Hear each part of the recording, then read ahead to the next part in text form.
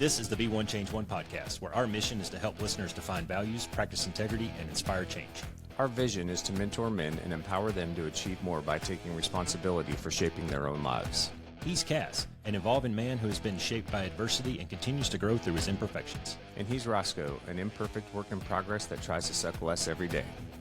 Between us, we have over 40 years of Air Force fighter pilot experience with countless hours as trainers, instructors, and mentors. Join us and learn to take responsibility for your own life as we dive into subjects from leadership to resilience to vulnerability. Be the one who changes their course. Be decisive, driven, and purposeful. Set the example for others. Lead. We wish we'd had this show when we were younger men. Be the one.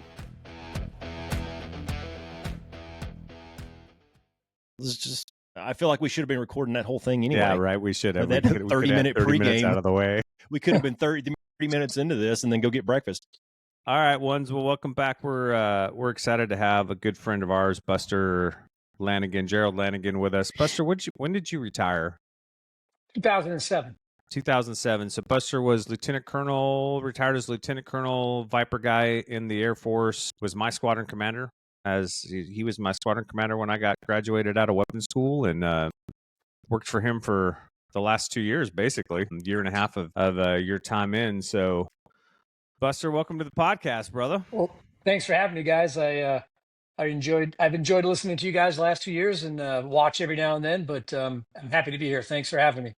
This is cool for me, man, because we don't get to interview people often that have listened, have been kind of part of our universe. Yeah, for a long time. And so, A, I'm looking forward to you giving us some good feedback, and B, seeing how we've developed along the way, and then how maybe some of this, Buster, you're probably 10 years or so ahead of us, just on the life curve. Mm-hmm. So, how does a guy like that benefit from listening to youngsters like us? And then how does that translate even down to the younger generation? So I think we got an interesting spread here. And then obviously we want to get into our experience last spring and how that's impacted all of us. And I think that'll be fun. Yeah. And I'll fight the urge to snap to attention and call you sir on a regular basis. So this is an interesting gradient that we have going on here. So Buster, you were CAS's squadron commander and CAS was my squadron commander. And I was just a fucking big rocks to little rocks kind of guy.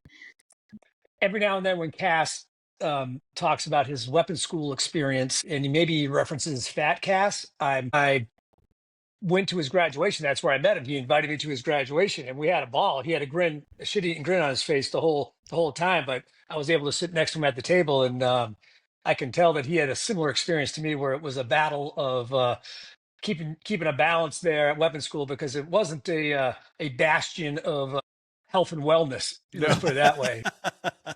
No, it was not. So let's talk about balance, shall we? Yeah, right? Yeah. God.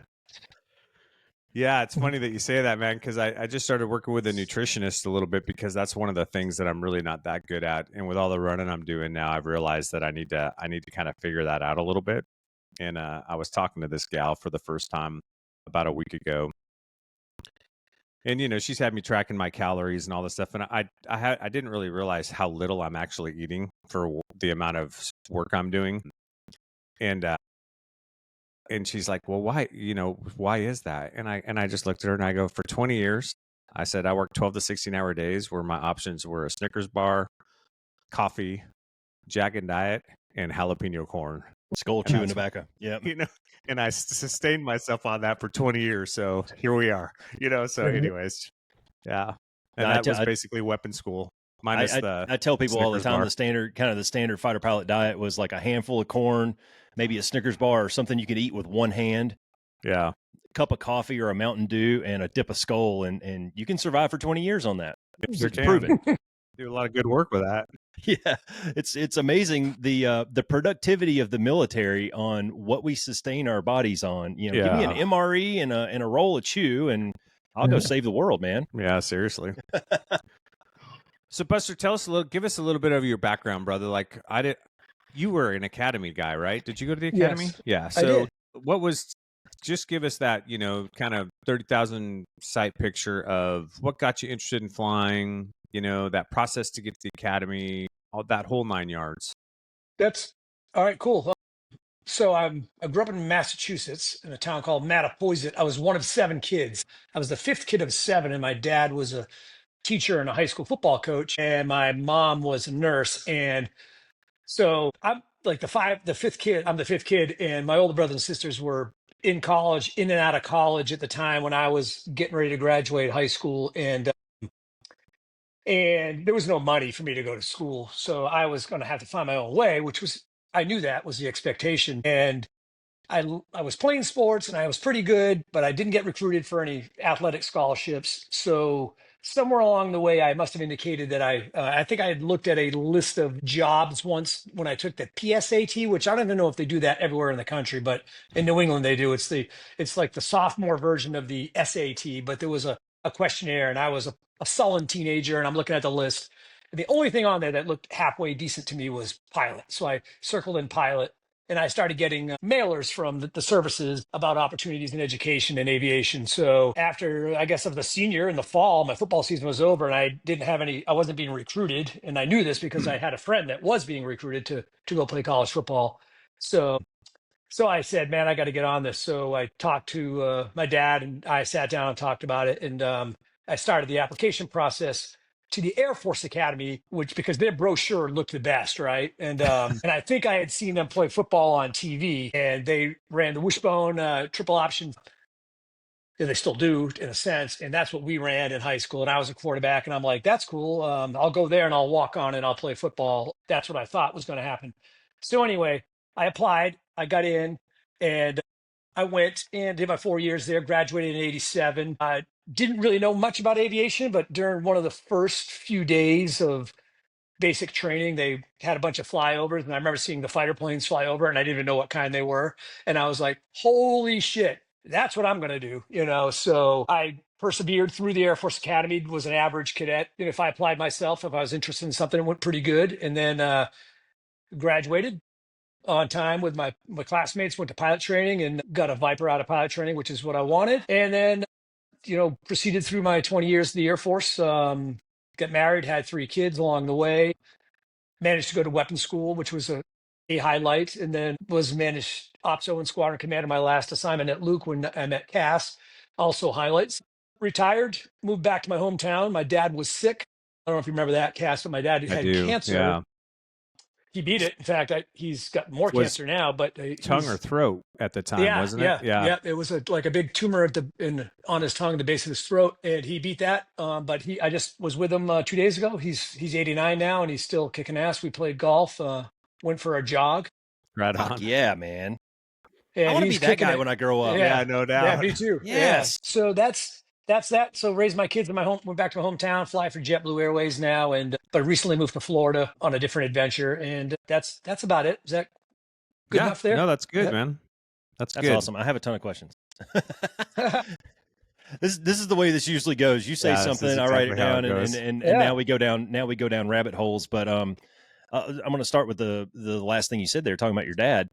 A couple years ago, about 2.5 years ago, I ran this half marathon through the White Tanks up through here, just as a fucking shits and grins. It was a last minute decision, just to see if I could do it, And I ended up running the whole thing with like this 60-year-old dude. We get to the end. I think he was 62. We're drinking our drinks and eating our bananas or whatever there at the end. And I was like, man, I want to be like you when I grow up. And he goes, well, you're doing the right things now. And when you said that about your dad, that's immediately what I thought of. Like you said, you were 60. Is that right? Yes. You're 60. So I'm 49. Cass, were you 51? 52. 52. Okay. So his thing was, he said, stay active when you're younger in your 40s so that you can do these things in your 60s. And I'm wondering, what the fuck do you do to be able to do that when you're 90? Yeah. I mean, that's a step, dude. That's 30 freaking years Yeah. from where you're at to where he's at. Yeah. That's 30 years of wear and tear on your body. And I mean, like, what do you do to be able to play golf when you're 89? I think in my dad's case, and I can't speak for everyone, he is basically single-minded about keep moving. He's always been to the point of he has the inability to be mindful or to live intentionally because he's just always on the go. And in fact, when I was with him, he didn't want to, he had to take a nap, and he laid down for a few minutes to get up, and he wanted to go for a walk. And he's kind of stumbling around. He's not super duper strong anymore, but he won't slow down. We have to make him, him drink water, and like, he's just, He just wants to go, go, go. That's awesome. But when we did golf, he had some great shots. He can't hit the ball very far anymore, but around the greens, he was doing really good. And it was just a pleasure to be able to move with him. And that's kind of where I want to be someday, if I Hell yeah. at least at that level, if not more. But this is just kind of a non like a offshoot of what you said, hooking up with some guy that was slightly older than you. I did a half Ironman in June, and it wasn't going that great. And I was doing it with my son-in-law, which was the best part of it. But I was kind of fading out, getting crampy in the last, I don't know, last couple of miles of the run. I was doing a lot of walking, and I was walking along this guy named Lewis. I just met him, and all of a sudden this lady passes by us, and he's like, "Yeah, that lady's 80. This is her first half Ironman." And I'm like, "What?" And he's like, "Yeah." He was like, "I was running with her before. Her coach was there. Yeah. She decided she, like, in her 70s was going to get fit and make some life changes, and she's ended up passing me." And I was just so, I mean, just so blown away with that spirit, and that, that we can all do whatever we want. We Yeah. can all do so much more. And here's a lady living it and doing it, and Humbling and that's a big motivating thing, at the yeah. same time, right? Exactly. Yeah. Exactly. Yeah. Yeah, but it speaks to that, what we talk about a lot on the podcast, Roscoe, about, most of the battles that you're going to have are between your two big dumb ears. That's it. You know, it's so much of what we face in life, that the challenges, the obstacles, the opportunities, it's our mind often that gets in the way, not our talent or our ability Yeah. or our skill sets to level up, to be able to achieve or do something. It's so mental most of the time. It's that stand telling you can't do it, or this isn't the right time, or you're not good enough, or whatever that messaging is, right? Oh, dude, I had some conversations with Stan this morning that at mile 2, 3, 4, 5. No, dude. It's like for me, it's about mile 6. Yeah. When I hit about mile 6, that's when, like, everything out to 5, because I did an out and back, right? So I go out 5 and in 5. And everything out, I'm feeling pretty good. And when I hit that turnaround point, I took some fuel. I drank a lot of water. I stopped and took a piss. And when I hit about mile 6, that's when I was like, and I mean, I'm on my way home. I've only got 4 miles to go back to the house, right? Yeah. And it's that whole run home dog mentality. You always run faster back to the barn kind of mentality. But when I hit mile 6, man, that's when Stan came in and says, "Dude, like, you're tired, your ankles hurt. You should just walk this out a little bit," and that's, I just finished this book, this Cameron Haynes. Buster, I think you would really like this book, man. Cameron Haynes wrote a book called, oh shit, here it is. Let me grab it. There it is. So, Undeniable by Cameron Haynes. Buster, I tell you what, I'll just send it to you. Since you were kind enough to send me something, I'll send you something back. My favorite chapter in there, though, was all about determination. And we talked with Doc John, we talked about this switch in your brain that gets you from motivation to discipline, and the ability for you to stay on task and stay focused and all that. And I think a lot of it comes down to determination. Like, there are some of us that are just wired to where when we say this is what we're going to do, by God, that's the way it's going to be, Yeah. and I'm interested to see, Buster, how you, I mean, it sounded like, I wrote down here that your dad was a football coach. So obviously there's a lot of messaging through your childhood of, I was a coach to my kids. And I know the messaging that I gave to them, and I can see it coming out in them now that they're in their early and mid 20s. Right. So I'm interested to see how you go from that to where you are now. And I know that's quite a journey, and there's a lot of stopping points in there, but obviously there's a lot of determination. There's a lot of decisions and stick-to-itiveness and just this goal setting, I'll be damned kind of mentality. Definitely. My dad is the coach. He's a bit of a legend. He's in the Massachusetts in a Scholastic Athletic Hall of Fame. So he's Wow. He influenced. I mean, he head coach for like 35 years. Then he kind of retired, but he came back as an assistant. Ended up doing a little college, Division III college stuff. Old school guy, kind of like a Say Joe Bear Bryant. Paterno, Vince Lombardi. Yeah, Bear Bryant. Yeah. In fact, we had Bear Bryant's signature on a poster because my dad had gone to when I was a kid, my dad had gone to a conference, and the Bear was there, and we got we had a signature. But he was always, I would say, mostly his mantra would have been do the right thing, right? And be aggressive. So that the integrity piece and getting after something, set a goal, go for it, get after it. Those things kind of persisted, especially when I was at the Air Force Academy and I didn't know what the heck I was getting into. But that lesson of being persistent, don't quit, don't let anybody down. You know, he said the thing that motivated him the most was he did not want to let his dad and mom down. And that kind of stuck with me. And I know it's kind of a psychologist would probably say that's not a great motivator to be motivated by disappointing other people, but it certainly gets you up on the block and it certainly keeps your head in the game or yourself in the game. And it ends up turning into a tenacity, a stick to itness, a goal setting, persistence, those types of things. But he was hardcore. He was all in, man. You had to, if you wanted to play for him, you had to be all in. And he had a rule, which I know you would like, and this may not have much to do with the conversation, but any player that wanted to play football at his high school, he guaranteed them to play as a senior if they stuck with the program all 4 years and did the offseason conditioning program, the weight training program. And so he had a ton of stories of kids that had no business being on the football field. And I think you were talking about him recently, like you had a kid in one of your podcasts, the kid that wanted to play wide receiver or Mason. whatever, right? Yeah.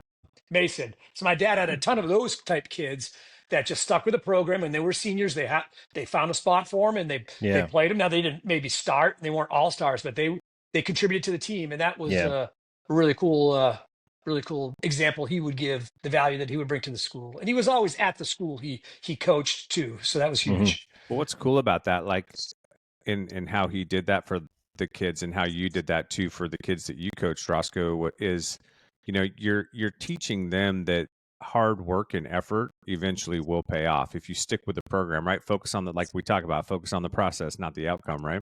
Focus on the process, you stay engaged, you stay after it, the good thing will come, right? So that's really cool.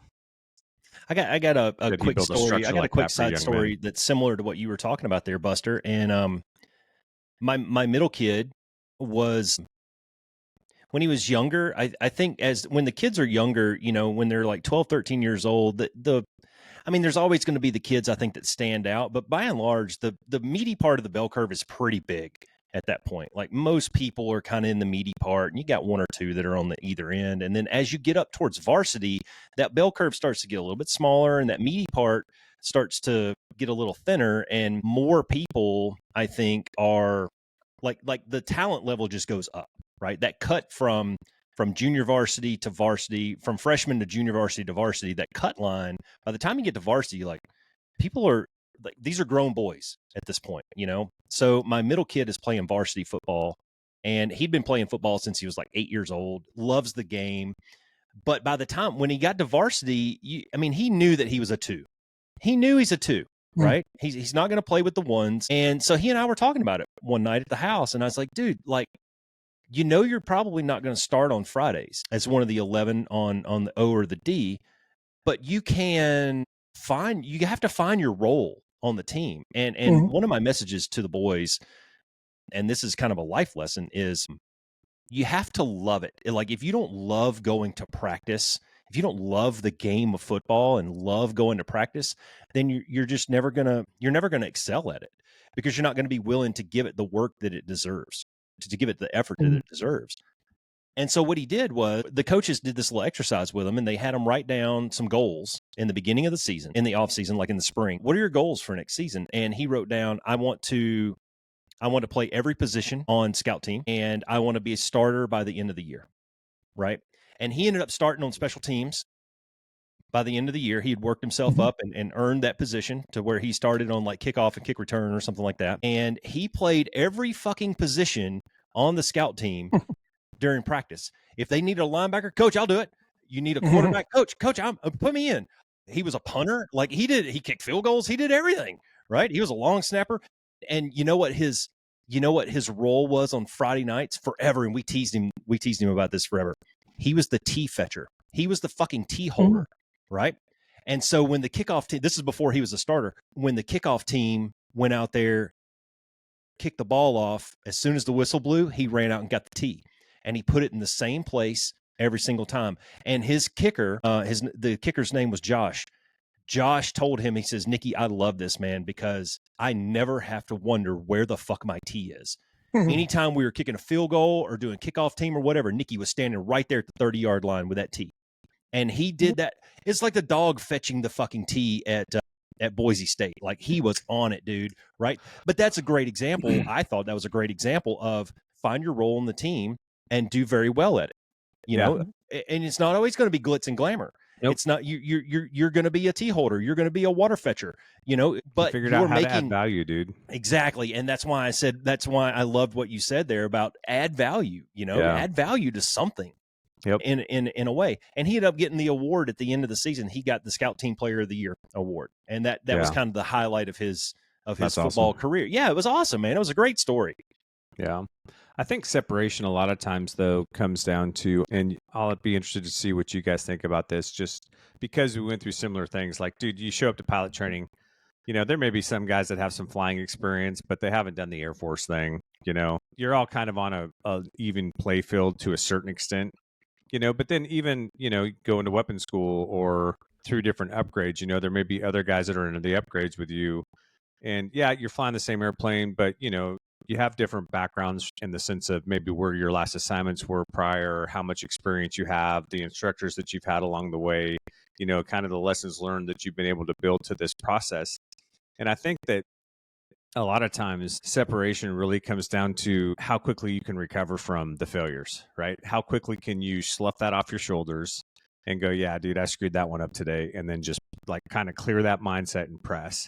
Because I know like at weapons school or even as an IP sometimes, with guys going through the IPUG, they'd struggle in a certain phase and they get so down on themselves, right? Stan takes over and they can't navigate their way out of it. Like they're so overwhelmed in their own mind that they're going to screw up, that they're going to repeat the mistake, that they're not going to be able to get this down, that they continue to make poor, you know, errors on the sortie, you know, or have poor judgment or long delays or, you know, they're scared to make a decision.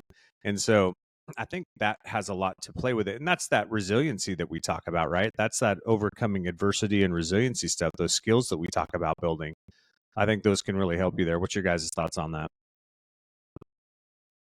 I can speak to that directly. Like my experience at the academy, where I almost got booted a couple times for being a bad cadet, which I don't really want to get into that right now. But having to recover from some bad discipline or some heavy duty discipline to make it through. And then in pilot training, I was not a fast starter, like a quick learner at the beginning. I was overwhelmed. And I was just trying to follow what everyone else was doing, you know, and I didn't really know anything about aviation, but I, you know, even though I went to the Air Force Academy, we weren't pilots there, we were just cadets, right? So I busted a couple of rides in the tweets at the end of the phase or whatever, and I was like, I kind of got lost, like on a day where it was broken clouds, and we were supposed to be flying VFR, and I couldn't find the entry point, and I did something stupid, and then I had to redo it again, and on the redo, I like missed something on the walk around. There was like an oil leak that I didn't catch because I didn't know what I was doing. Yeah. So eventually I had to go to like a third do-over ride with like a group commander, some colonel, crusty old fighter pilot. And he tells me, he's like, Lanigan, after the ride, he's like, get out of here. You don't need to be here. You know, stop screwing up. Like, you got this. You're a great pilot, you know? And I didn't think I was shit, you know? And then got to T-38s and I was like smoked past everybody because I did have some skills as a pilot and I just didn't know it at the time. So you can't quit when at the first sign of adversity. If it's something you care about, you gotta learn from it and move on. And I think that was a hallmark of us in the Viper community. And I can't speak to the Mud Hens, but I bet it is. It's like I've listened to Roscoe talk or all the other guys at weapons school. It's like, can we be a little bit better tomorrow than we were today? What did we learn? And my brother always was like, oh, it must be super competitive in the fighter squadron. I have a very competitive brother. And I'm like, you know, it's competitive, but that's not what it is. It's like we're striving for, you know, perfection and accepting excellence. We just want to be better than we were the day before. And it's a long, long process to get there. And I don't think I realized it when it was going on. I just wanted to be the best. And I just kept trying, you know? Yeah. Well, I like what you said earlier, man, when you're talking about some of the messaging from your dad, and one of his shticks or messages was don't let people down. And I think that's something that I know that it was on my mind, particularly when we went to combat. right? And you know, you go to those big exercises like red flag, and I mean, obviously you don't want to embarrass yourself, but you also don't want to be the lymphatic. You know, you don't want to be that guy that's in the front. Oh fuck, I'm flying with CAS today. Jesus, you know, we better make this fucking simple. Yeah. You know, like you don't want to be that guy. So that was a huge motivator in a lot of ways, where you got to bring your A game every day, because you don't want to be that guy that nobody wants to fly with. You want to be the guy that they go, fuck yeah, man, I'm on the schedule with Buster today. Like, this is going to be an awesome 4-ship, right? You want to be that dude. And I think that motivates us. The problem is, here, when I say it's a problem, this is a good problem to have in a unit or a team or a squadron or a work environment, is everybody was that guy. Yeah. Everybody wanted to be that dude, right? And that sort of elevates the game as soon as you walk in the door. Like, performance notwithstanding, that mentality, and Tom Brady talked about this when he was talking about the Patriots, and they had what they called like this edgers mentality. There's a great documentary on ESPN Plus about this.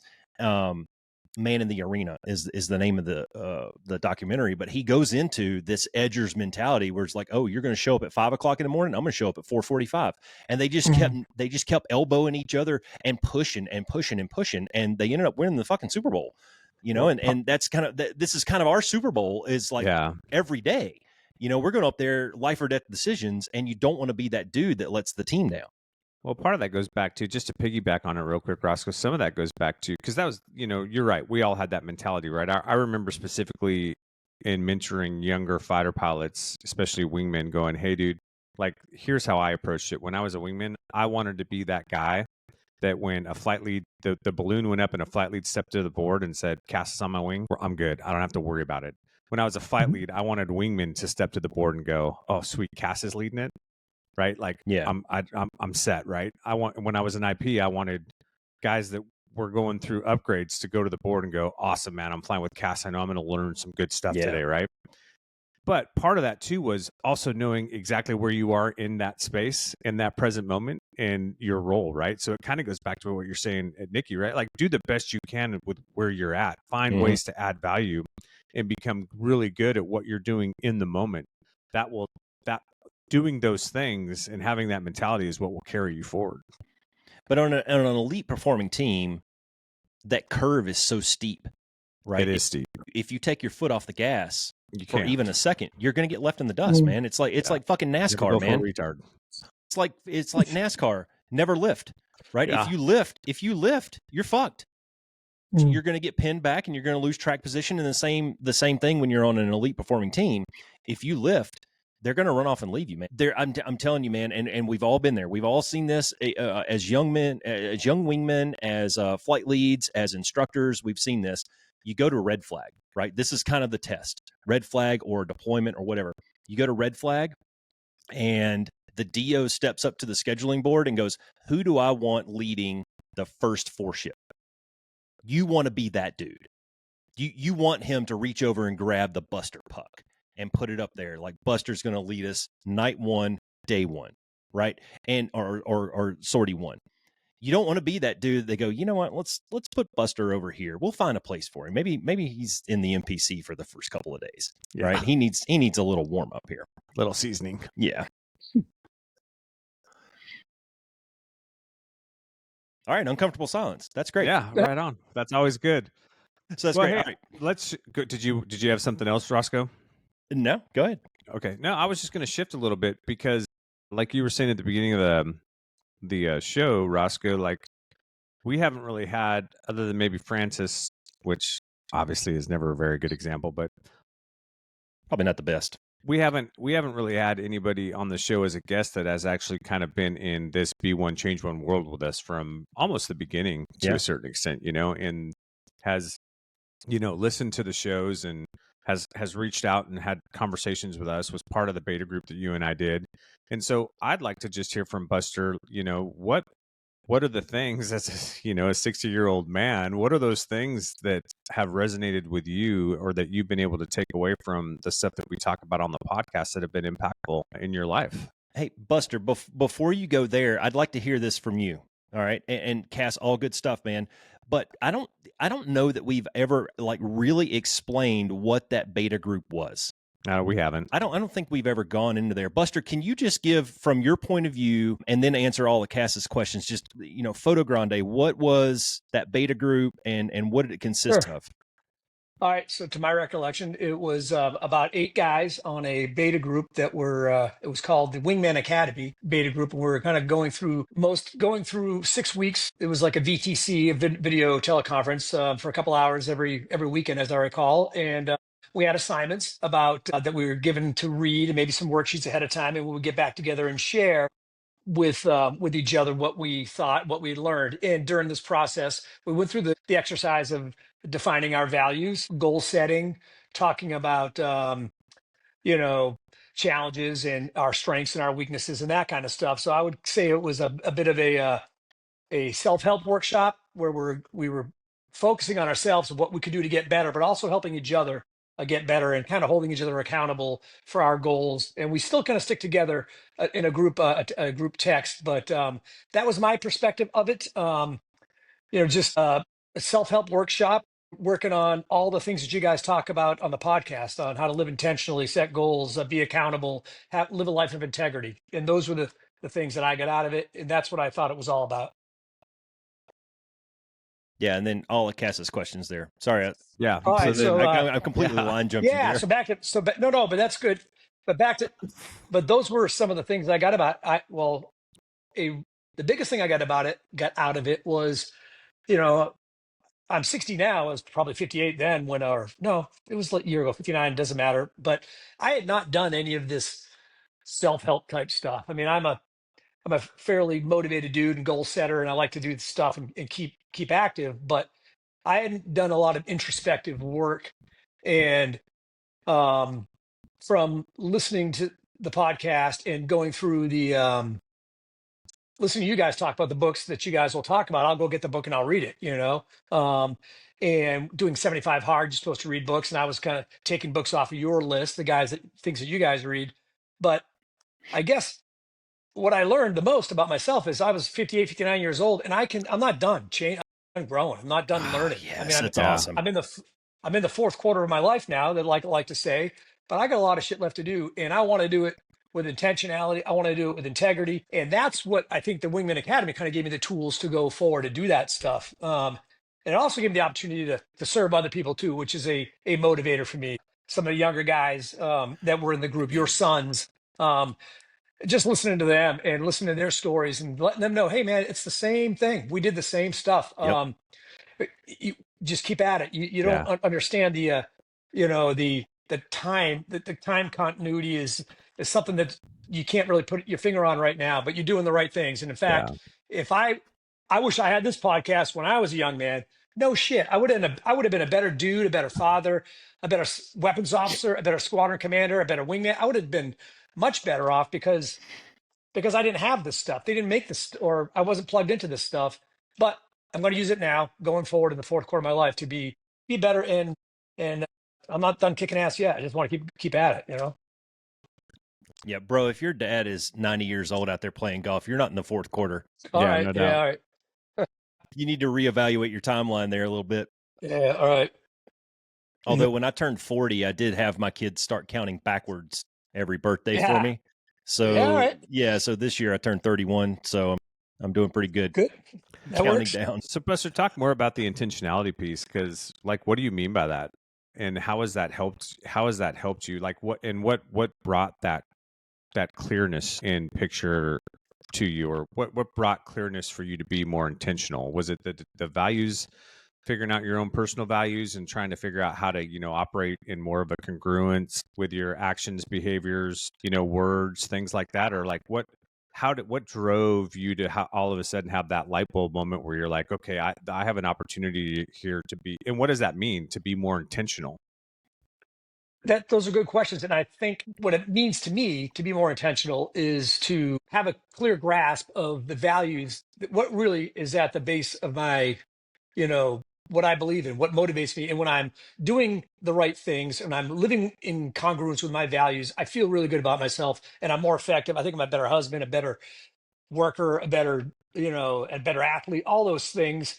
And it's just not going to happen by itself. You have to pause and you have to kind of you have to do the self-inspection piece Yeah. to know where you're at. And oh, by the Yeah. way, you guys have said it before, it's called practicing integrity, right? Or That's right. practicing living this way, because I screwed up all the time, and I'm on an up and down curve most of the days, if not months, weeks, years, where I can be a big slacker at times, but I know when I'm living intentionally and I'm making, to me, even down the granular level, if I'm working backwards from my values to the goals to what I'm going to do this week, this day, this minute, I am much better when I have a focus. If I'm just living day to day with nothing on the calendar that I'm striving for, I'll spend 3 hours online looking at Instagram reels, or I'll go down some rabbit hole that doesn't do me any good. But when I'm on and I'm living intentionally, I'm so much more productive, so much more happy, and just so much more energized. But it's a constant thing.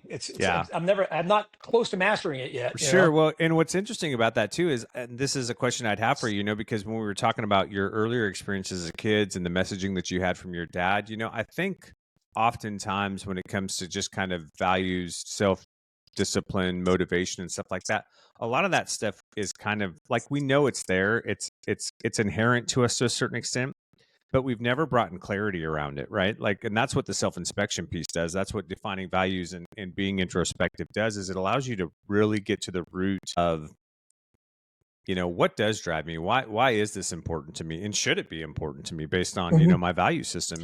And am I going about this the right way? And it seems, and I'm just curious if it's this way for you, because this is what I found it was for me. When I started to do that stuff, when I started to be a little more introspective, when I defined my own values, and then I started to kind of bounce things against that, like all of that mush in the back of my brain that I kind of knew existed but hadn't really clarified, all of a sudden it's in the front now, right? And now everything is in, it's much clearer, right? There's a lot more focus and, like you're saying, intentionality in the process. Would you agree with that? I definitely agree with it. And I'm like I said, I'm fledgling at this after a year or two, and I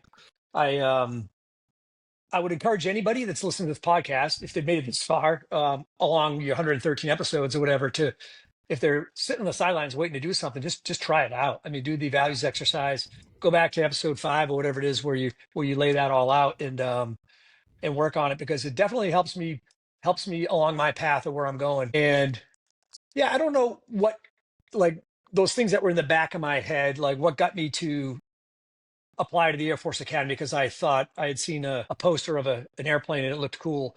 But once I committed to it, what made me stay? Because there was exactly.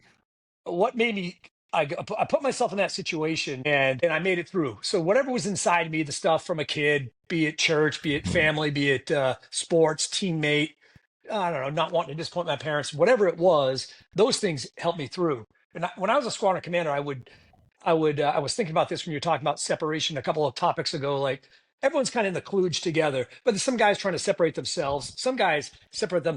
The few separate themselves out the bottom. Obviously don't want to be that guy, but everyone knows who those dirtbags are, and we just kind of ignore them, right? But the ones that are trying to separate themselves out the top, they want to be a Thunderbird. They want to go to weapons school. They want to go to test pilot school, and they would come talk to me and they would say, "Hey, I'm thinking about doing this, but I don't know if I'm good enough or whatever." I'm like, how about you put in a package? Because nothing bad ever happens to somebody that endeavors to do something great. All right. So if you step up and you get in the arena and you try to do something great, worst thing, you're going to learn from the failure. And guess what? Maybe you'll get some exposure along the way that'll help you. Maybe you don't make it to test pilot school, but maybe you get to go do a job, at a test group somewhere as a non-test pilot, but there's still jobs out there for you. And now you've done the work to head down that road. So I don't know if that makes much sense, but that's part of no, it does, man. Like, you got it, well, you miss all the shots you don't take. And a lot of times what you'd see too with the guys like that wanted to go to TPS or the T-Birds or weapons school. I mean, I saw this on the weapons school boards all the time was, a guy would apply and you'd go, all right, dude. Yeah. You've got a skill set. You can probably get there, but there's a lot of stuff. There's a lot of gaps that we need to fill in order to get your package to where it needs to be. And you're not going to have that clarity otherwise to know, what you need to do, what you need to strive for, where to set your sights, where to focus so that you can be more competitive in that very competitive environment. And so I thought those were always good conversations, but those guys would have never known that otherwise. if they hadn't have applied, if they hadn't have thrown their hat in the ring. So, well, I see the same thing with, I mean, I sent one of my latest manuscripts to both of you guys. mm-hmm. I wouldn't have known that, like Buster gave me some feedback that there was this one thing that completely derailed his ability to concentrate on really what ultimately became the finale of the book. And he just couldn't get past this one detail enough to enjoy the finale of the book. And had I not sent that out to you guys, I wouldn't have known that there was a problem there, or at least something that I needed to address. And both of you guys gave me really good feedback on some things that, needed either they were holes or they were gaps or just things that didn't tie together very well or something like that. And to exactly what you guys were just talking about, you don't know if you don't put it out there, if you don't try, if you don't take that next step. If I would have just kept that manuscript here on my computer and kept reading it over and over and over again, I might not have ever noticed, because you're just too close to it. And you haven't been tested, in what you guys are talking about with the TPS, the T-Birds, the weapon school, whatever it is, that next level up, whatever that might be. You've never tested yourself. You've never put in to be graded against your peers, potentially. And if you don't try, you never know. Yeah. Well, I'd like to piggyback on that. This is a story I didn't think I would be telling on this podcast, but if you never try, you never know. Like Kid Poteet, who's been on your show, if you think, astronaut, world-class athlete, how did he get there? It was all me. No, it was not all me. I had nothing to do with this, but he was my weapons officer when I was an OPSO. And for those that don't know the Air Force culture, there was a pretty strong, generational, for a patch wearer to go be a Thunderbird. A lot of patch wearers that were running the Air Force said, "No, we're patch wearers. We're not going to be Thunderbirds because they invested this money in us to be killers, not recruiting assets, right?" So Kid wanted to be a Thunderbird, but he Yeah, we wouldn't don't do ask me. loops of music. Sorry, Kid. Yeah, but he was afraid to ask me because he thought I would bite his head off. So he went to the squadron commander, who was a non-patch wearer, and so they set up a meeting. And I come in, and then it's like Kid sitting there, and the commander's sitting there, and I'm like, "Hey, what's going on?" He's like, "Kid has something he wants to say," and he's like, "I'm applying to be a Thunderbird, and I want you to know, and I know you're going to be pissed, blah blah blah." And I'm like, "No, I am not pissed at all. If that's your goal, that's your dream. You're an exceptional human, and your reasons for wanting to do that are valid. You're like the most humblest people I know. I mean, you'll make that team better. I mean, are we done here? We're wasting time? Good luck, And sure enough, he goes and does it. That the fact that he had the balls to do that, and he wanted to make himself better. He made the Air Force better for sure, but then he ends up setting himself up. He ends up coming in contact with Jared Isaacman, who ends up, being his mentor to help him get to space. Yeah. So if you're out there thinking I shouldn't try to do anything, or I don't want to move to the next, I don't want to pivot in life and try something else. I'm pretty good right now, but let me try something that might be better. Go for it, because nothing bad is ever going to happen if you try to do something great. Well, and that's a great story too, because it illustrates, one, don't worry about what other people think. If it's important to you and you want to try to do it, go do it. But two, like, you never know, man, when you try to take advantage of an opportunity in life, or you seize an opportunity that wouldn't be there for you otherwise because you didn't have, the courage, that courage over comfort to get outside your comfort zone and let people know what you wanted to do.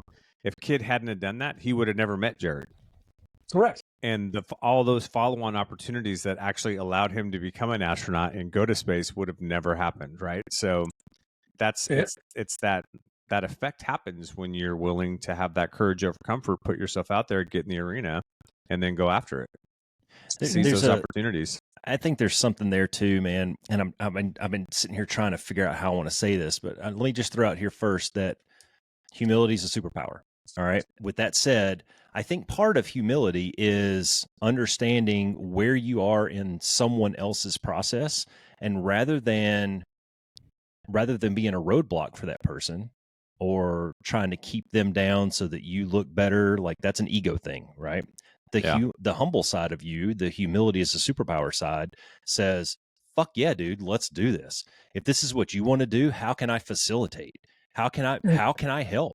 Right? I'm definitely not going to stand in your way. I might not be able to do anything for you, but I'll get out of the way at the very least, So you could have taken a different approach to that, and you could have said, well, I mean, as a patch, you have responsibilities as a tier 1 patch, and your career path as a patch is supposed to go this way, and and you're supposed to owe this to the Air Force, and blah blah blah. That'd been one way to handle that, and not being like mean about it, but just being very objective and matter of fact about it, because that is true. I mean, I'm pretty sure that's written in a regulation or some shit where you're supposed to owe the Air Force a certain amount of widgets when they put you through weapons school, or any of these high level additional taskers. But instead, you're like, fuck yeah, man, how can I help? And maybe I can't help. Maybe I'm not in a position to be able to help. Maybe I can't write your package, but I know the squadron commander and he can. So maybe I can facilitate a conversation there, or I can get you an interview with the wing commander and get you on his calendar. I had a similar with Scout Johnson, was the group commander here, and I'm trying to get Caleb an interview with the wing commander, and he goes, well, I mean, I can give him an interview, and I can give him a letter of recommendation from the group commander at Luke Air Force Base. I mean, that's pretty cool. But he says, I'll do you one better. I'll get you on the wing commander's calendar.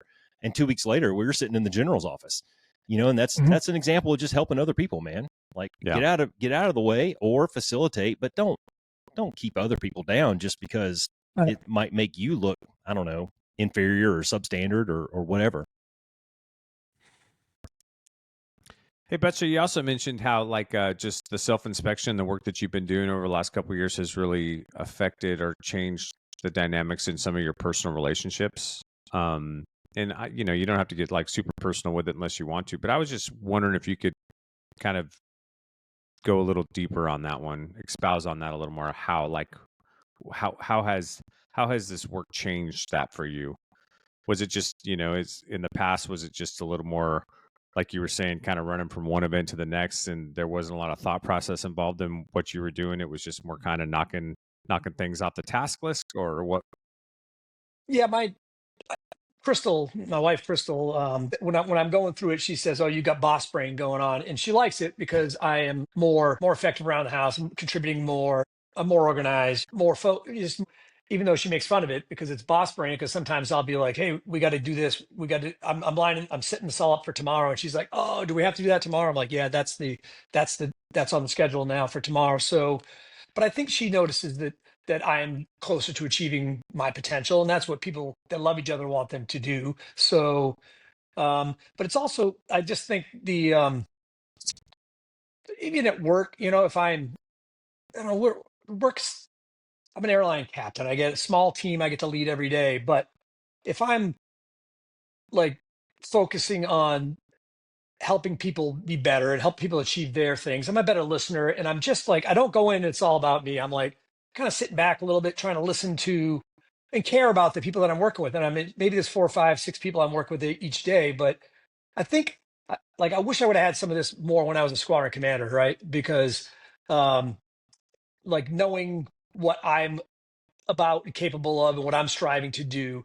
I mean, I was always just full afterburner, go for what the Air Force mission was, right? And Yeah, I think if I was a little more intentional at the time, I probably could have been a better listener and a better recipient, or I would have been able to receive someone else's inputs for what they needed, and I may have sure. missed a lot of that. I don't know if that makes much sense, but that's about it, Yeah.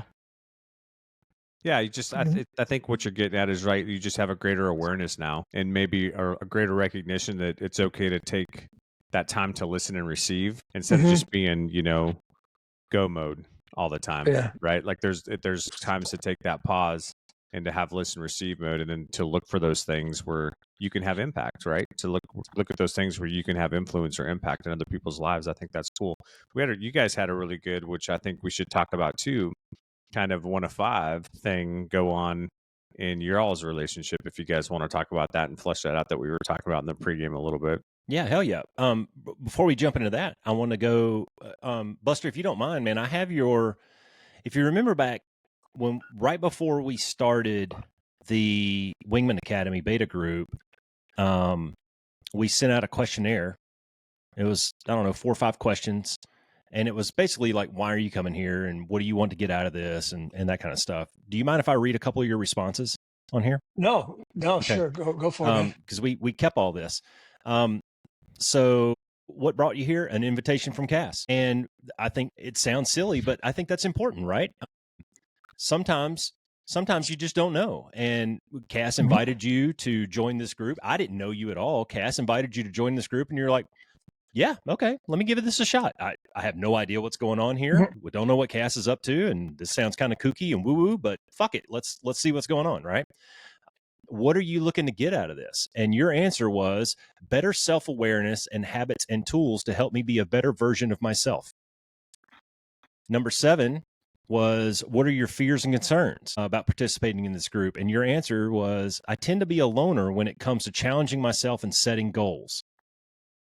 And I've been sitting here listening to you. I've had this pulled up this entire time, and I've been sitting here listening to you, and I think you've hit on some of that, right? Where, it seems like, I think this is very common. I think that especially as we get older and, our careers in the military, it was a big team. It was a big team dynamic, right? And you're always around the bros, and you're always doing things as 4 ships and, and bigger packages, so to speak.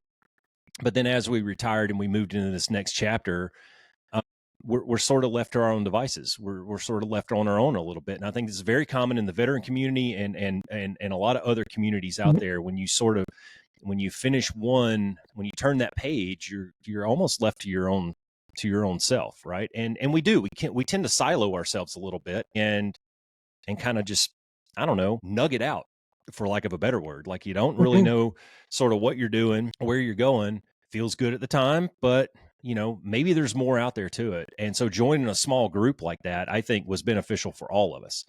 And to a man, every person in that group has elevated their game.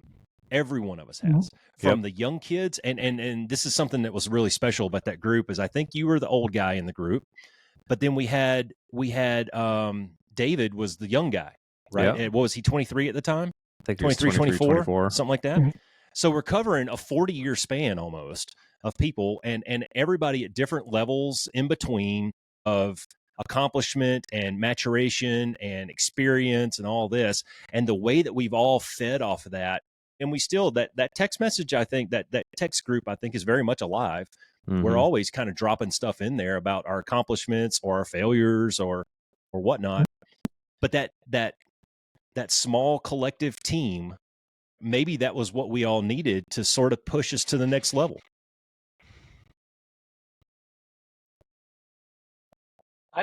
I think it helped me along my path, and maybe I like that. I still have my papers. I'm going to go check it out, but helping each other out is important. And again, but it's not going to, it's a process that needs to keep going. You got to keep watering the flowers. But as much as I'm a fan of your podcast, I think that Wingman Academy product it was awesome. I think you guys should, do another round of it, and maybe we can sponsor some more people in or something. And I would gladly be a part of that. I think that that was very, very time consuming for you guys, I'm sure, and you guys are busy, but that was, I got a lot out of that. That was awesome.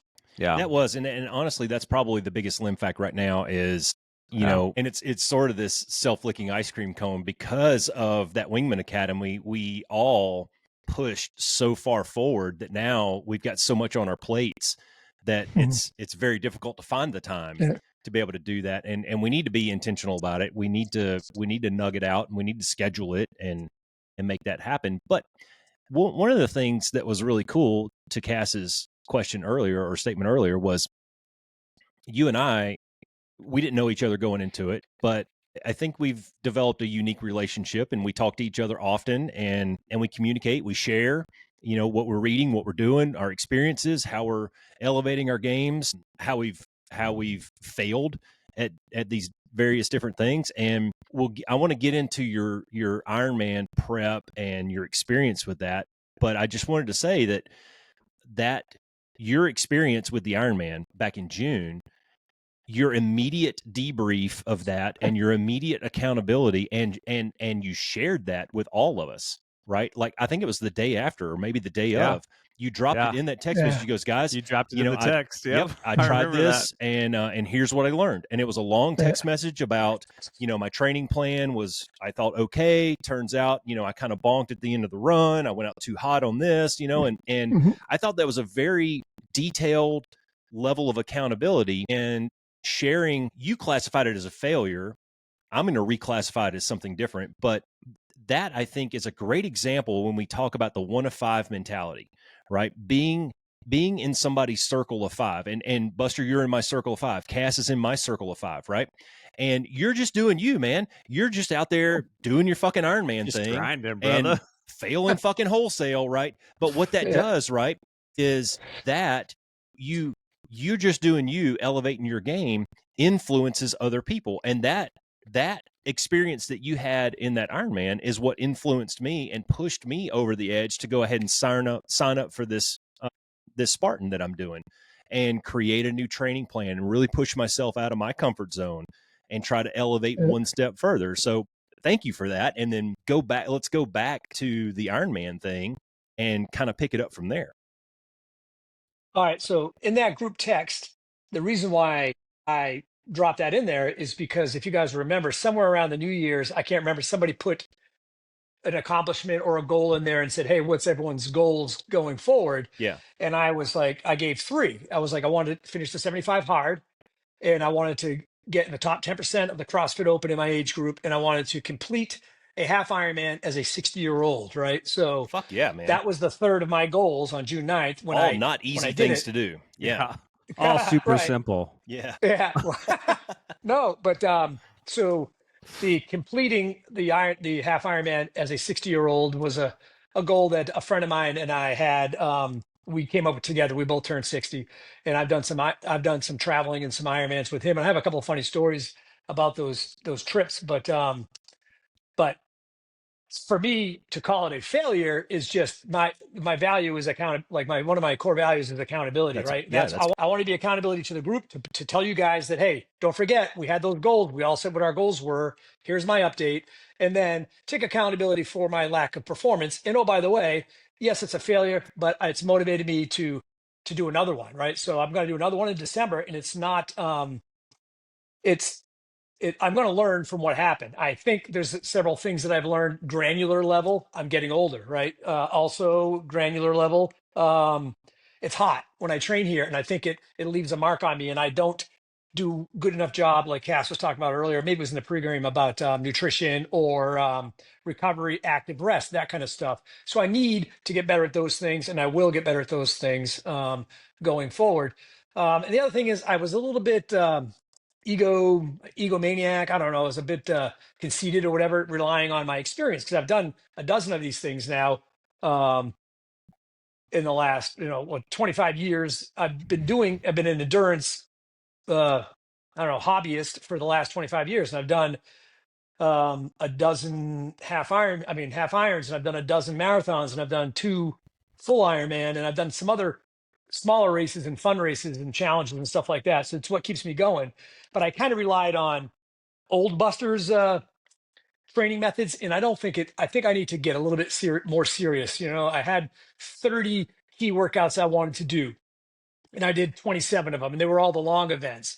And my thought process was, I'll do something every day, and on the off days, I'll get enough volume, I'll get enough this, that, and the other. But I didn't, because I got the big ones in, but I didn't get all the smaller ones in because my recovery sucked. I was being lazy. It was too hot. I'm getting too old. Those are the things that I'm going to work on. I'm going to clean that up and do better the next time. But that's kind of where I was at with that. And plus, once I speak it out there, I have to do it, right? Roscoe says that all the time. The thing. That's the fucking key right there, and that goes into that determination and that focus and that goal driven mentality, right? And I literally just experienced this in the last the last 3 weeks to a month. I'm talking to an editor, and she asked me what my goal was with the book, and I said, Kristen, I'm really. It's hard for me to say this out loud, because I know once I speak it into existence, it's fucking Hulk smash until I get it, right? And that's a mentality, man. And I don't know, man. Some people have it, I guess, and some people don't. But when I write that goal down, and when I tell people this is my goal, I mean, maybe it's a fear of rejection or a fear of failure. Maybe it's just straight like determination to complete the thing. I don't know what it is, but there's something inside your brain that gets flipped when you speak that thing, when you put it out there to other people, man, because now that group of people that you threw that in there, we're going to hold you accountable. We're going to text you and be like, "Hey Buster, did you go swimming today? How's your training going?" Shit like that. Hey, and you and I were just texting the other day or talking on the phone, and I was asking you, "Hey, how's your 75 hard going?" Cuz you had a 75 hard round not too long ago that you didn't finish. That we, by definition, we would mark that as a failure, right? And so I know it's a hard program, and I was checking up on you, see how you doing, man. Because it's tough, dude. I've done 4 rounds of that shit, and it's a hard program to complete, especially after the first one. The first one, you're kind of motivated, and you're like, "Can I do this?" And you prove to yourself that you can. The second round is much more difficult. I did the first round by myself. I did the second round with my wife. And so that was my motivation, right? I don't want to let her down. I need to be the leader in this to help motivate her and keep her going and coach her through this, because I have experience in this. And I know there's going to be tough days between about day 20 and day 50. That sucks, dude. That's that bathtub in the bottom, Yeah. But then we did it. I did it again. I did a third round, and man, that one was really hard, because I'm sitting here the whole time thinking, like, the fuck am I getting out of this? I've already proven that I can do this. And I had to challenge myself to create some motivation in the middle there. And I tried to get creative in all that. But what you were talking about with the speaking the goal into existence, that's why we do these things, right? Is so that you get that group accountability. And I'd encourage any of our listeners, if you don't have a group of people around you, if you don't have that circle of 5 that can help you and help hold you accountable, find one, create one, create a text message with all your close friends. My wife has a group with her close friends here, and they help motivate each other to go on their evening walks or to read their books or do whatever it is. Well, I think that was, I've been thinking a lot about like this whole loneliness epidemic that they're starting to talk about amongst young men, and the isolation that's happening because of social media. And,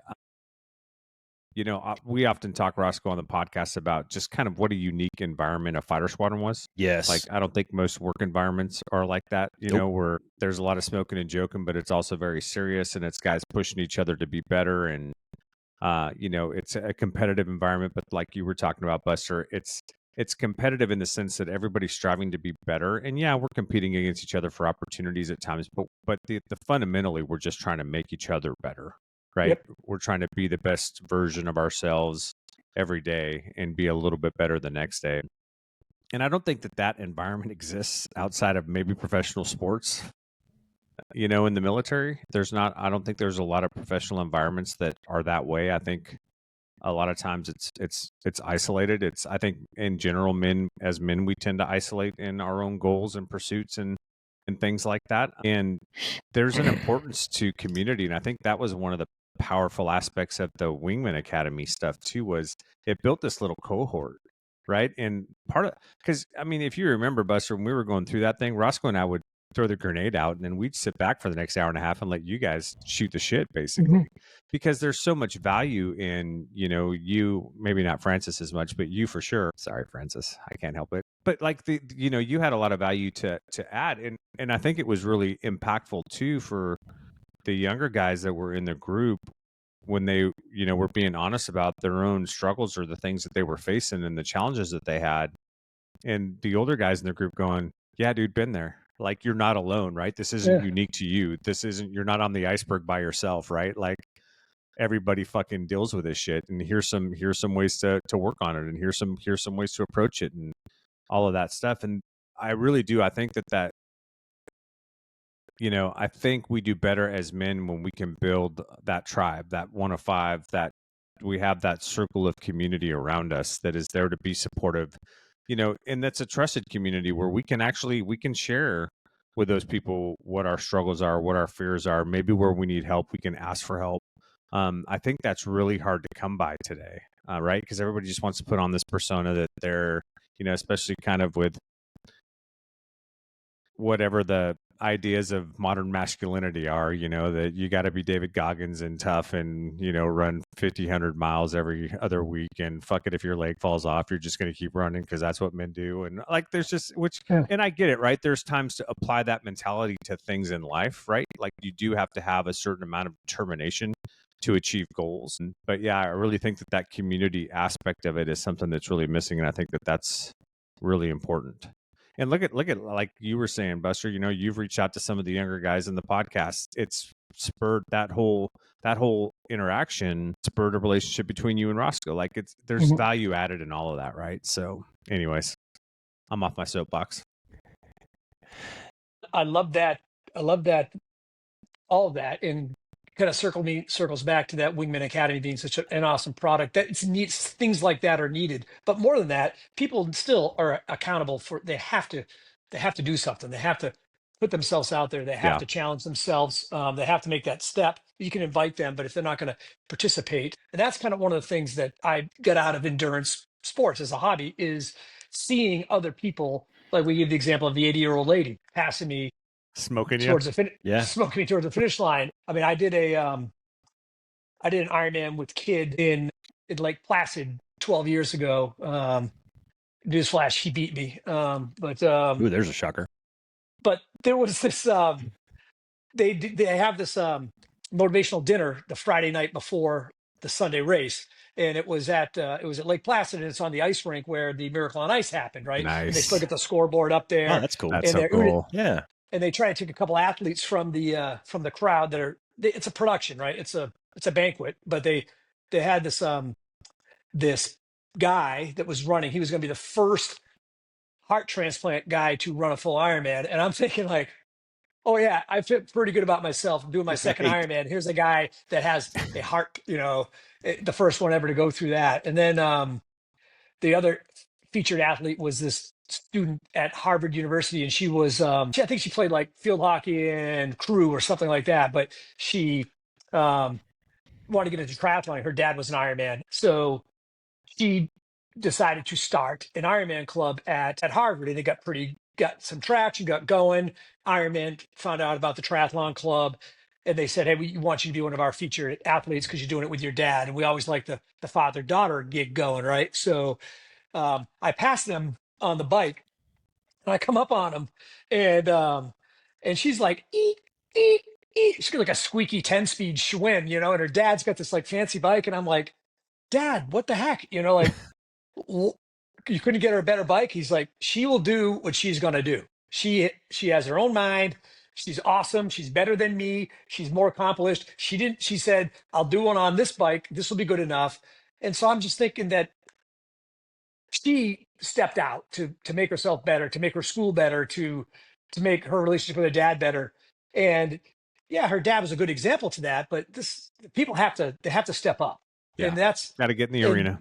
Got to get in the arena. And I continue to be amazed by the human potential when I do these endurance events. And I'm sure you guys do too, when you're at a Spartan race or a half marathon or whatever. It's just seeing all this massive humanity endeavoring to do something special at the same time for one day. And that is like, I will say, it's like a spiritual thing for me. I really think cool. It's I get off on that. It is, man. But I think there's a lot of really good lessons in that story that you just told. And I'll just say this morning, I left the house and I'm going out for a 10 miler, and I mean, 10 miles is 10 fucking miles, man. And there's just no easy way to do that.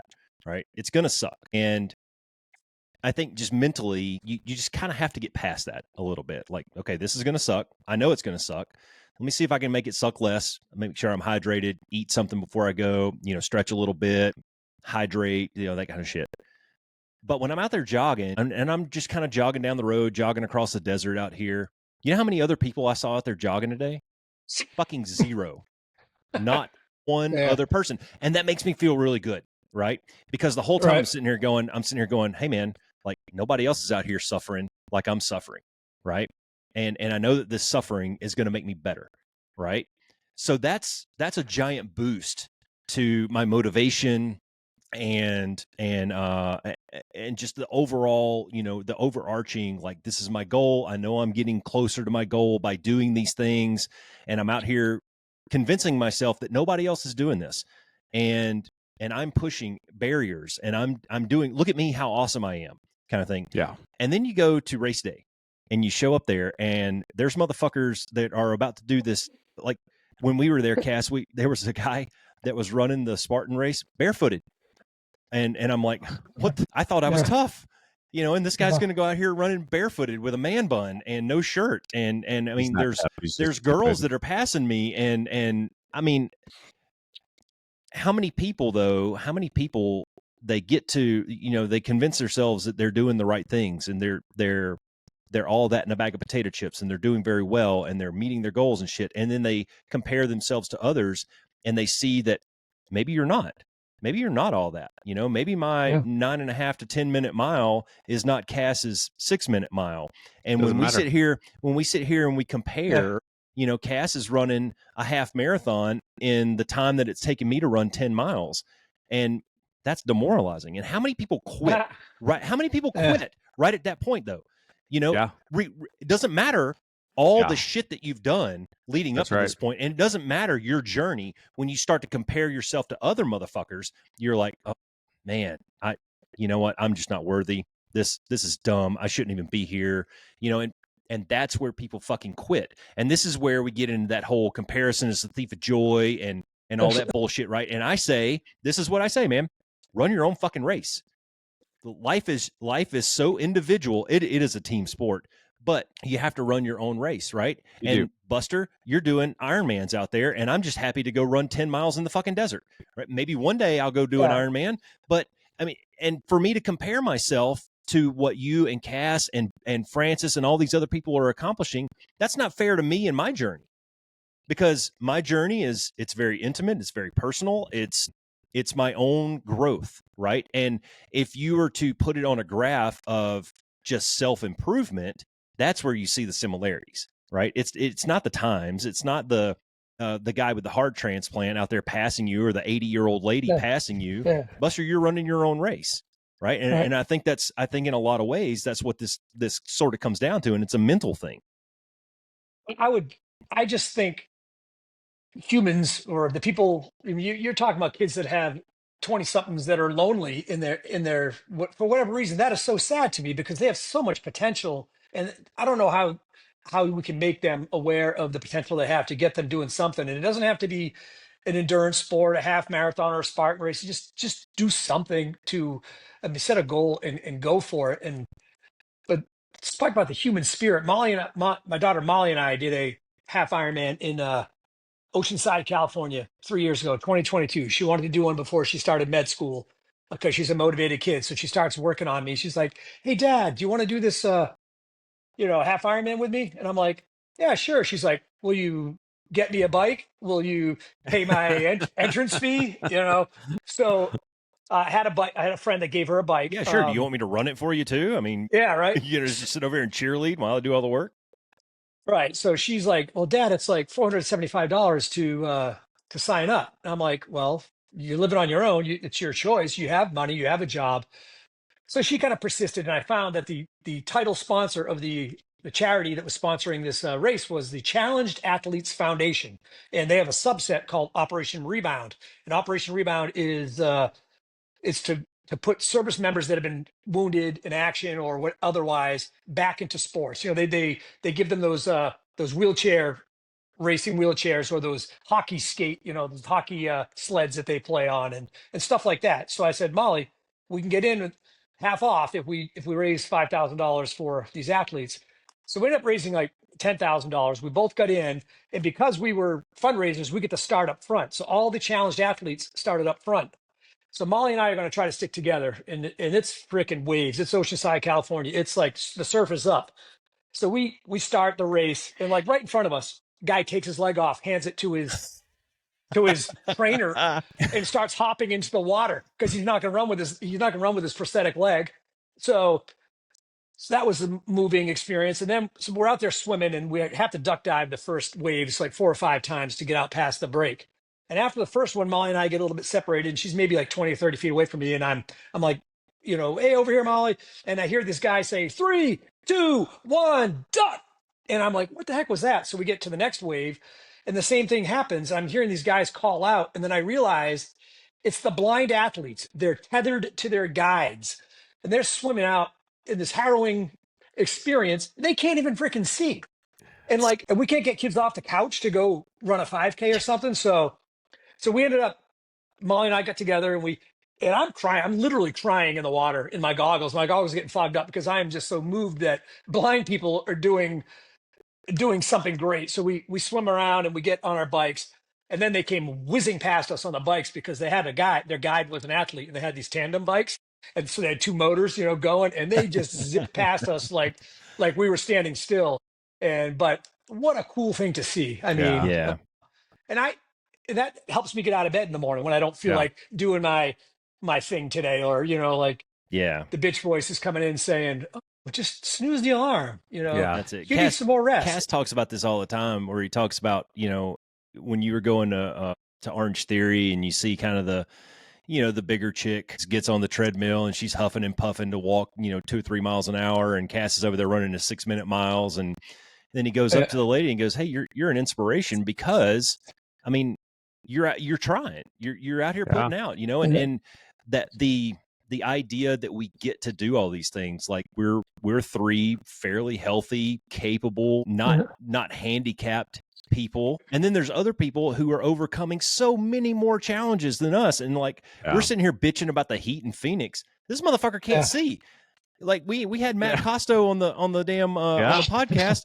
He ain't got no leg, Lieutenant Dan. Know, right? And he's out there fucking skiing in Breckenridge, and I'm like, motherfucker, what's my excuse now? Exactly. It's hot. I don't feel like it. Fuck you.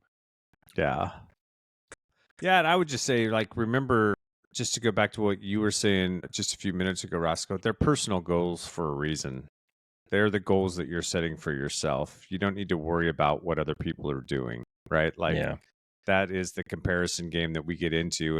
And dude, it can be, if you don't have a resilient mindset, that can be a total detractor and distraction for you actually getting to where you want to be. So sometimes you got to shut the noise out and just focus on what it is you're trying to achieve. It doesn't matter what everybody else is doing. Set that goal and march towards it, man. Yeah, and I think that's what you grade yourself to. You grade yourself to that, not what Buster did in his half Ironman, not what Roscoe did in his Beast Spartan race, or not what Cass did in his half marathon. So, yeah. No, and I think you get to a point, man. I know I've experienced this. I'd be interested to see Francis, unless you're Francis, and you're running with me, and then that's always. Francis, can we just put a permanent asterisk beside everything? It's like a blanket, so to speak. I think I've experienced this, and I'd be interested to see if you guys have. But I think the more you push, and the more you try things, and the further you bump out that comfort zone bubble, right? I think you just sort of get numb to. You get numb to failure. It just sort of you understand that it's just kind of part of the process, and it's not demoralizing in any way. And I saw this in that message that you put in the text message. It's like, I didn't perform the way I wanted to. #fail. But here's what I learned, right? And you know what? You get up the next day, you put your fucking shoes on, you go back out there, right? And so the encouragement that I would give to anyone, who's maybe learning to set goals and maybe stepping out for the first couple of times, doing whatever it is you're trying to do, just understand that it's part of the process. And the more that you do it and the more that you fail, you understand that a little bit more every time. And you sort of just kind of, when it happens, you're like, okay, saw that coming. And you take the notes, whatever your method is for doing that. If you keep a notebook or you keep a journal or a whiteboard like I do or whatever, and then you move out the next day and you just keep trying and you keep pressing and you'll notice, I think, that you have to give it some time, but over the months and over the years, you look back and you're like, oh yeah, man, that stupid, silly thing that I air quotes failed at 5 years ago, look at where I'm at now. Right. Because of that, I learned this, and then I was able to execute, and I failed on that one, and I learned this. And that's the point, right? Yeah, exactly. Because in our society, we have made fail a 4-letter F word, right? It's a bad thing. And you have to reframe your mindset, right? It's not about, you're going to screw things up. That's we're only human. That's part of the process, right? It's like what Buster was saying earlier. We don't say have integrity. We say practice it, because you're going to fuck it away every once in a while, right? Yeah. We all do. But failure is just an opportunity to learn, right? It's just an opportunity to go, okay, I applied this to try to achieve this. And here's where things may have gone off the rail, or here's where I can make adjustments because I didn't quite make it to my goal. But it doesn't mean, we say it's a failure, but dude, when you look back over that, all the work that, like Buster, you look back over all the work that you put into that Ironman, you were working towards it, brother. You know what I mean? Like, and then you got out there and Yes. you put your best foot forward and you gave it everything you had, and you finished it, right? And it wasn't what you wanted, but you did succeed. I did. It didn't hit the gate that you wanted to, or the time that you wanted to, but it was still a success. And the success in that too was the fact that you could look back at your thing and go, okay, dude, so I focused too much on this, and here's where I missed. There were some gaps that I had here in my training program, or you know what, this is where I need to focus on, maybe nutrition and recovery a little more, so that I'm fresher for race day, right? There's all those things that we take away from it, and I think that sometimes we overemphasize that failure piece of it, and it's become it has such a negative connotation to it in our own society. Again, another unique thing of the fighter squadron is you get to fail every day, but that's right. I was going to say we were insulated from that. We each did 20 plus years of failing it. But so when Roscoe and I are saying I failed at that half Ironman, I didn't fail. I achieved my objective to finish one as a 60-year-old. Yeah, now, good job. Maybe I will have a better goal next time, i.e. a time goal or something else I'll throw on there that hold myself accountable for, and I'll see how I do on that one. And just being there that day, showing up with my buddy, my son-in-law, and the fact that my daughter was there with our granddaughter on the race course. We get some awesome pictures. I got to see them cheering for me, and not that I'm out there doing shit to set an example. Were awesome. I like to live a life of example for my kids, but that's not why I'm doing these things. But if that's a subproduct, if they can see me endeavoring to do great things or hard things, and hey, dad's doing hard things and it makes them happy, maybe I should try to do hard things and it'll make me happy too. Because I do think that doing hard shit makes me happy. And in fact, I don't know very many happy people that don't do hard shit. Does that make sense? Yeah. No, and that's exactly the way I feel, man. I get a tremendous amount of personal fulfillment by really challenging myself. And I just told Katie the other day, I came in, it was the day that I texted you. You said you had texted me something, and I sent you a picture of me out doing my ruck that morning. And man, it was fucking balls hot out here. And I knew when I stepped out from the house, I knew within a half mile, I was like, oh, this is going to suck. Like I had my 50-pound ruck on, and I had 10-pound dumbbells in my hand. And I'm going out for like a 3.5 mile ruck through the hills out here. And I'm like, this is going to completely suck ass. It was it was just murderous hot out. And you know how it is here in the summertime, man, when it gets that hot and it's like high pressure. The ground right? It was so bad, dude. And I knew within a half mile that I'm like, this is going to suck. And I came in, Katie was sitting in her chair. I came into the house, didn't say a word, went straight outside and just plopped right down in the pool. Like I was completely spent, but I get personal satisfaction out of that.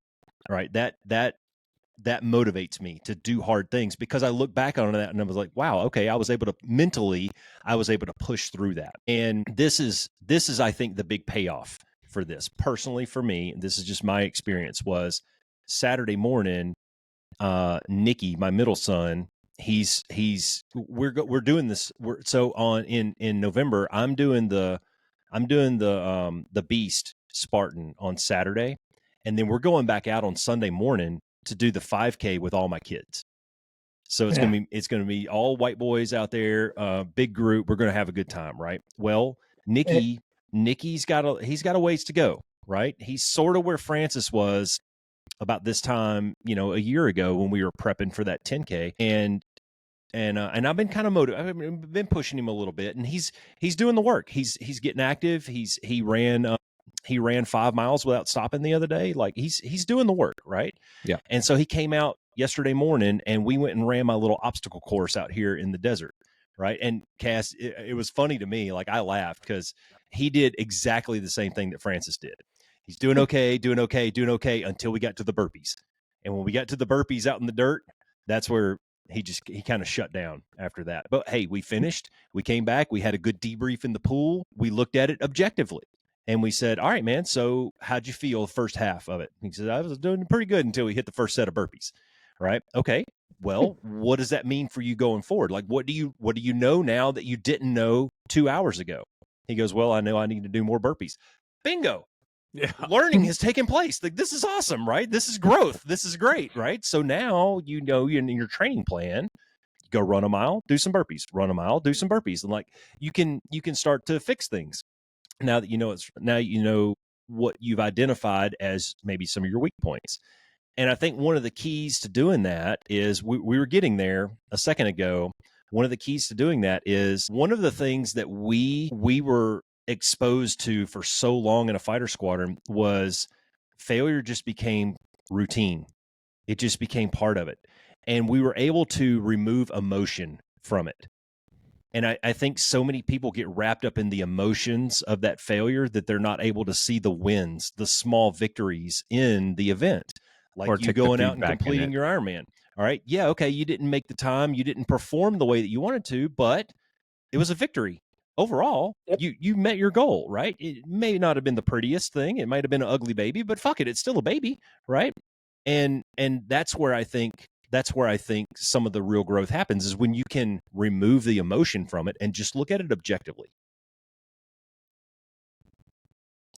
I know Yeah. you guys' mission is not to motivate and inspire endurance athletes or marathoners or whatever. It is, though, to motivate young men to live a purpose-driven life and to motivate young men to do things that they would be proud of, right? And that's the crux. Like, how do we can use athletics as a metaphor for this, but why is our society in a spot right now where people will think that, oh, I'm not going to do that because I'm afraid of failing. I don't understand that when it seems like we have so much potential and every human has so much worth. And if they could just take that first step, and That's I it. mean, I don't know how we get. You obviously you guys have motivated tons of people to be better and try to do better. I wish everyone had that opportunity. Everyone could listen to something or hear a voice in their head that said, "You can do this. You can do something. Let's just go." Yeah. Take the step. Well, it's inspiring. It's inspiring to me, and please don't take this the wrong way, but it's inspiring to me to see somebody at your age doing these things. It's inspiring to me when I heard the story of your dad out 89 years old playing golf. Like right. No, I mean, because I'm serious, man. Like part of my why is like you. Part of my why is I want to set a standard for my kids to see. And hopefully they see that as cool and they want to do something similar, right? Oh, dad's out doing hard shit. Maybe I can do hard shit too. That's part of it. The other part of my why is men in my family don't have a great track record of living past 60. Yikes. My grandfather, my dad, my uncle, all on my dad's side, they all died right around 60 or before. And man, I mean, I don't want to be in the grave in 10 years. I want to be out running half Ironmans like Buster is, and so I hope that I'm doing the right things now in my 40s to set me up for success in my 60s and 70s. My wife and I want to travel the world. When we do that, like we're putting in miles, we're hitting the pavement, to go see and do and experience all these things. And I want to be able to do that well into my golden years.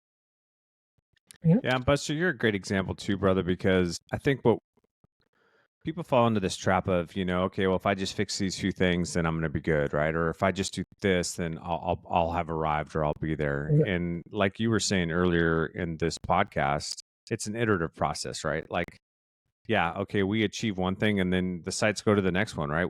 What do we have to change? Where we want to go? And the fact that you stay driven like that, the fact that you continue to set goals for yourself, you continue to challenge yourself, find ways to challenge yourself on a regular basis, like that not everybody does that, let alone at 60 years old, I wonder sometimes how many people just do that in general, but Yeah, so I think that that's what's inspirational about what you're doing, brother, is, even at your age, because you see so many people who are just, oh, well, they just are who they are and they're never going to change, right? Because maybe it's because they have no exposure to this, but a lot of it's just motivation and desire and a drive too, right? Where you're looking for ways to improve yourself on a regular basis. You're still in that mindset of how can I be a little bit better tomorrow, right? And I think that's awesome, brother.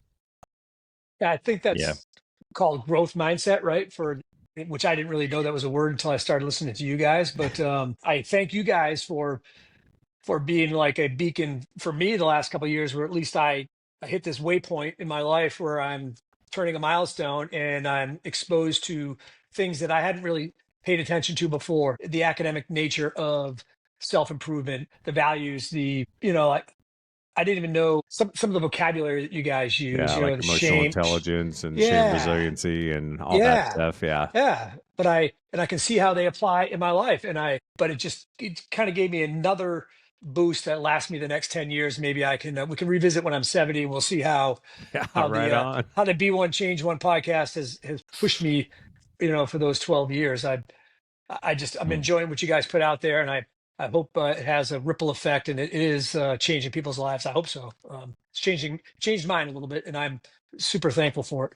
Yeah. Well, thanks for being Awesome. part of our universe, man. And I Yeah, think man. this, Thanks for being here. yeah, I think this message, having somebody that's sort of been with us kind of from day one, sort of, saw the early versions and some of the content that we were putting out and how that's progressed over the couple of years that we've been doing this. I would be interested to see if maybe we should go back and revisit some of those early episodes and tell it from a perspective sort of like we hit it today, like what's changed. Where's the growth taken for us personally, Cass and I, man. And I know that some of the things that we've talked about has forced me to do some reading and studying and exploration in between my big dumb ears, as Cass says. And I'd like to think there's been some progress there. So maybe we could go reevaluate some of those, like episodes 1 through 20 and see where we stand. Also, I'd like to do another review of a movie like Top Gun, because that was fun. That's the one I always give to my friends when I say, if you're thinking about doing something in this genre, check out this episode. And if you like their voice, then go back and start at the beginning, because I think that episode was one of my favorites, because I mean, maybe it's because I'm a fighter pilot, but I don't know. But just the way you illustrated values, and you illustrated and then you're making fun of some of the flying scenes or whatever. And I just thought it was Bob. hilarious, man. Yeah. Well, all of the archetypes are sort of, They're there. They're very well depicted in that movie. It was easy to pick on that, but there's a ton of great examples of that too in other genres, not just the Tom Cruise multiverse, I guess. Cass, anything else, man? Any other questions? No, thanks for being on, Buster. Be the change. Yeah, dude. I wish that we would have recorded the first 30 minutes of just our pregame, because right. I feel like this conversation could just go on till for another couple of hours. Yeah. So it's fun to bro it Thanks up. for having me, guys. Oh, we'll definitely have you back, man. So go out and keep crushing, keep accomplishing shit, and we'll get you back on, man, and we'll learn some more lessons. Amen. Take care, guys. All right. Appreciate you, brother. Buster. Thanks for flying with the Be One Change One podcast. If you got something out of this show, then be the one and share it in your circles of influence. You can be our wingman through our website at www.be1change1.com. That's B and the number 1, change and the number 1.com. We invite you to be the one and join our fighter squadron on social media at Be1Change1 on Facebook, YouTube, and Twitter. You can follow us at Paul Roscoe White on Facebook, Instagram, and LinkedIn, as well as Roscoe's website, www.paulroscoewhite.com. You can email us from the website, and please leave comments, share, and ask questions, or leave ideas of things you would like to discuss on future podcasts. Most importantly, be the one that helps us win the algorithm by leaving a review on whatever platform you're listening on. Thanks for joining. Until next time, be the one.